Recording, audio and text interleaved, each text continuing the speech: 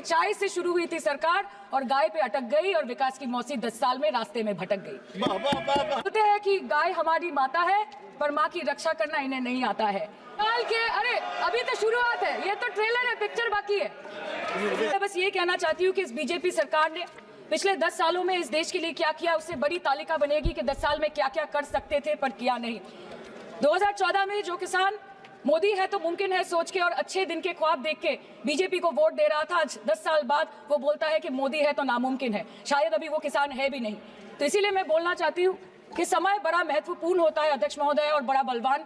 बंगाली में हम एक बात बोलते हैं कि समय गेले साधन होबे ना।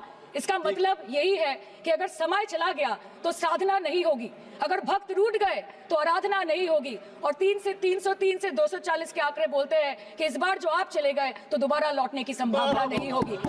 अरे उधर वाले बता इसमें बुरा क्या है, हवा के 4 झोंके अगर इधर से भी गुजर जाए तो। सर मैं धन्यवाद देना चाहती हूँ जादवपुर लोकसभा क्षेत्र के लोगों का, जिन्होंने मुझे भारी बहुमत से यहाँ पे जिता के भेजा और ये पैगाम दिया कि पश्चिम बंगाल में नफरत की रणनीति और धोखेबाजी की राजनीति नहीं चलेगी।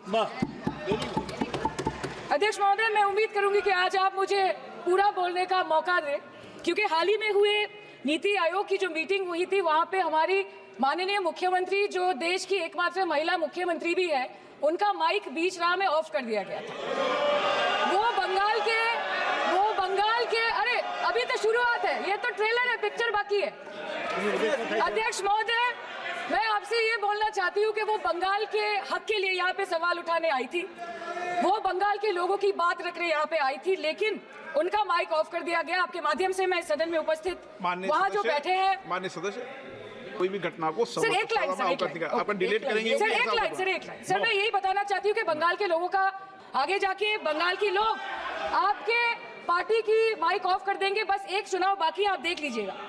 सर नीट के घोटाले से लेके जीएसटी के बोझ तक, एयरपोर्ट की छत टूट जाने से लेके रेल पटरी से छूट जाने तक, तृणमूल कांग्रेस के सदस्य, हर सांसद देश के हर गंभीर मुद्दे पर चर्चा करेंगे। बस यही आपको बोलना था। खुद क्या खाएंगे, अपने परिवार के लोगों का खिलाएंगे, अपनी गाय भैंस भेड़ बकरी को क्या खिलाएंगे? सर ऐसे ही वारदात होते हैं जहां गरीबी से जूझता हुआ एक किसान उसको अपनी गाय भेड़ बकरी को बेचने में मजबूर करते हैं और अंत में जाके वो अपनी खुद की जान ले लेते हैं। सर पिछले 10 सालों में 1,12,000 किसानों ने इस देश में आत्महत्या की। एनसीआरबी की एक रिपोर्ट के अनुसार 10 साल में हर दिन इस देश में एवरेज में 30 किसान हर दिन अपनी जान ले लेते हैं। बोलते हैं कि गाय हमारी माता है पर माँ की रक्षा करना इन्हें नहीं आता है। अध्यक्ष महोदय, हम सब जानते हैं कि इस मिनिस्ट्री के अंतर्गत डेयरी भी आता है और भारत इस पूरी दुनिया में दूध के उत्पादन में नंबर 1 है, contributing to almost 24.46% of global milk production.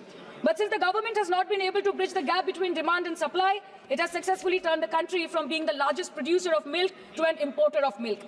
इन आदमी के दूध, छाछ, लस्सी, दही, पनीर पर 5% की जीएसटी, क्रीम, कंडेंस्ड मिल्क, मक्खन, घी पर 12% की जीएसटी और अमीरों के हीरो पर सिर्फ 1.5% की जीएसटी। सरकार उनको रिलीफ नहीं देती है जो विदेश में जाके मिल्क शेक और लाते की चुस्कियां लगाते हैं। ये सरकार उनको रिलीफ नहीं देती जो आम आदमी 2 पैकेट दूध खरीदने से पहले 10 बार सोचता है।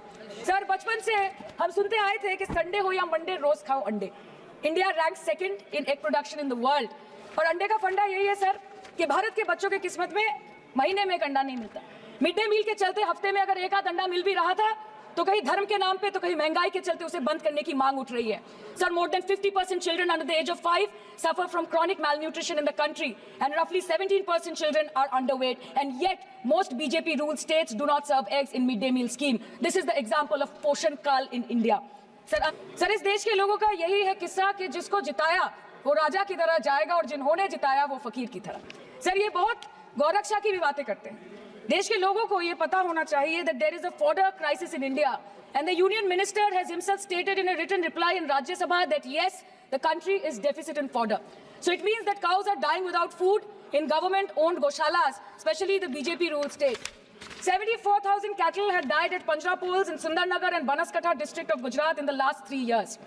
200 cows were found dead in Madhya Pradesh's Shivpuri district. 173 cows allegedly died in a week in Chhattisgarh, and 74,016 cows had died in Hingonia Gaushala in Jaipur during the previous BJP government in Rajasthan. तो sir पहले खाना ही नहीं मिला, fodder crisis, फिर मिल भी जाए तो इतना महंगा कि किसान खरीद ही नहीं पा रहा है, फॉडर इन्फ्लेशन, और सर खाना मिल भी जाए तो पशुओं की बीमारी। उससे मुकाबला करने के लिए इस सरकार ने क्या किया? The Parliamentary Standing Committee on Agriculture, Animal Husbandry and Food Processing presented its report which stated that 32.7 lakh cattle were infected by the viral lumpy skin disease across several states and a whopping 2.4 lakh cattle died within months.